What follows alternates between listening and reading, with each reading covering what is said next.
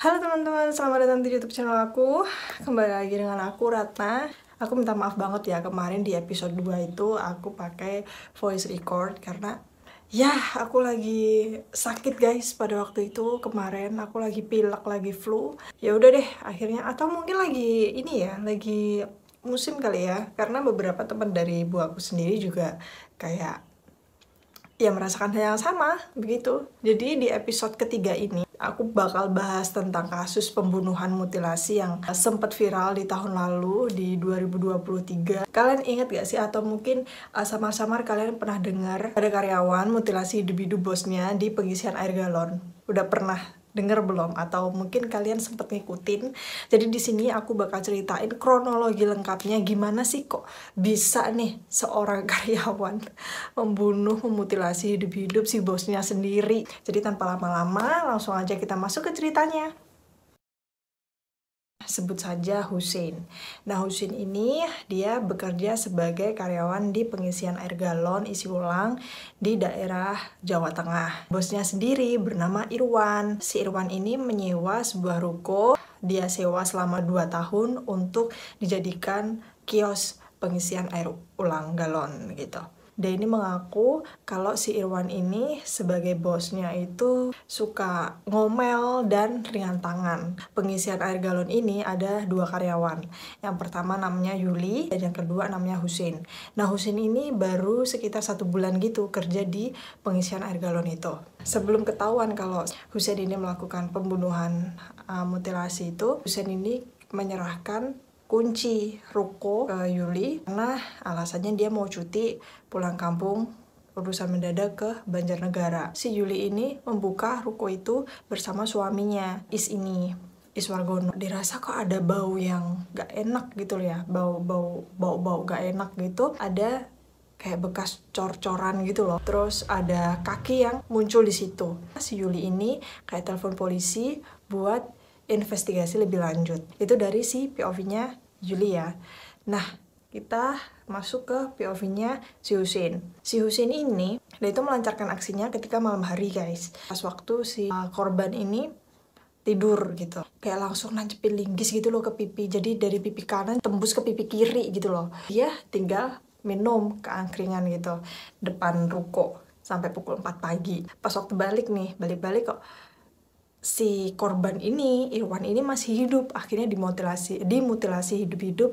Kepalanya dipotong, tangan kanannya dipotong, baru tangan kirinya dipotong. Dimasukin ke dalam karung, ditaruh di kayak celah antar bangunan gitu loh. Dia ambil pasir sama ambil semen di perumahan si Irwan ini, di rumah si Irwan yang ada di perumahan gitu loh. Dia langsung cor tubuh si korban di salah satu ruangan di ruko itu. Besokannya dia ngasihin kunci ke Yuli tadi dengan alasan dia mau ke Banjarnegara pulang kampung gitu loh. Sebelum itu, pas waktu dia nancepin linggis itu, dia kan pergi ke angkringan itu kan, depan ruko.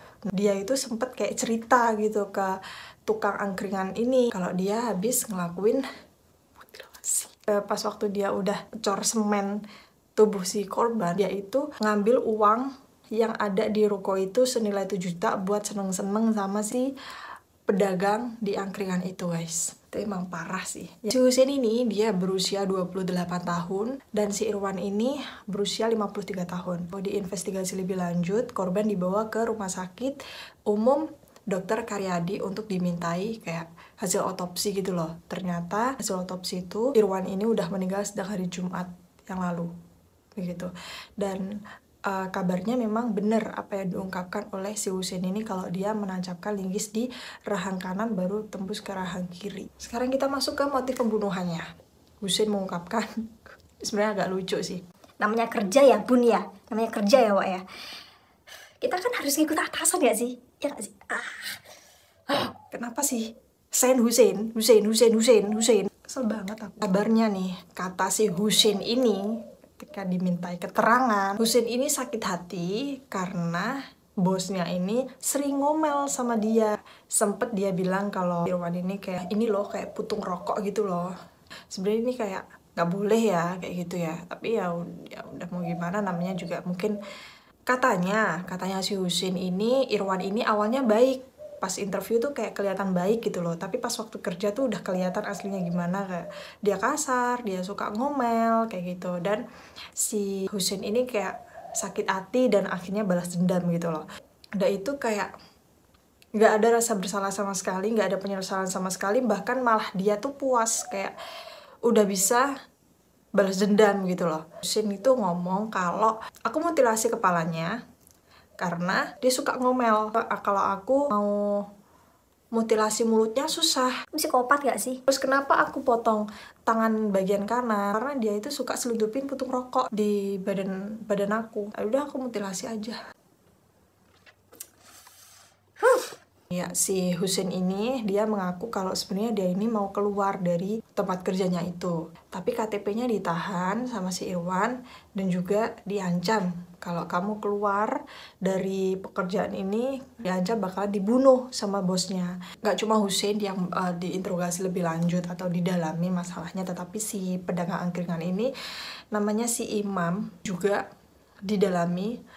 Sebenarnya dia kayak mau dijadikan saksi gitu loh, tapi ternyata uang 7 juta, balik lagi ya, uang 7 juta yang diambil sama si Husin ini dibuat seneng-seneng sama si Imam. Kalian tahu gak sih seneng-senengnya tuh apa?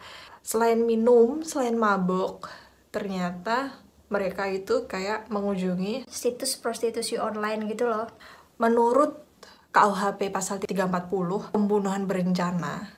Akhirnya si Husin ini dijerat dengan hukuman 20 tahun penjara, sedangkan si Imam ini masih dijadikan sebagai saksi.